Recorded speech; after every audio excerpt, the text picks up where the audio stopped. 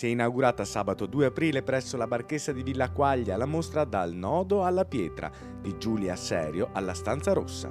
Un artista che ha fatto dell'arte tessile e del mosaico un vero e proprio linguaggio artistico.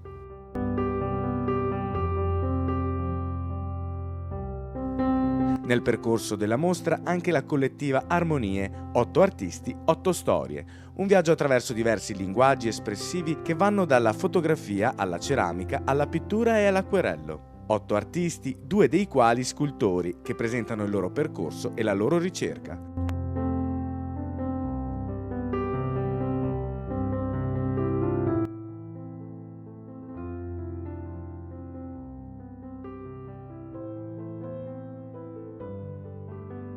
La mostra a cura di Franco Fonzo è stata presentata dalla dottoressa Ombretta Frezza.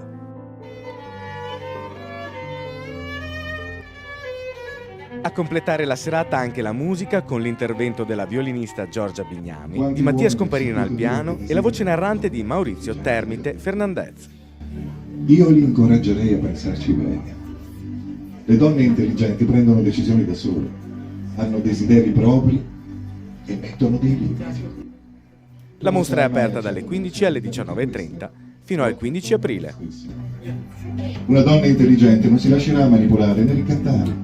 Lei non manda giù colpe, si assume responsabilità. Le donne intelligenti mettono in discussione, analizzano, litigano, non si accontentano.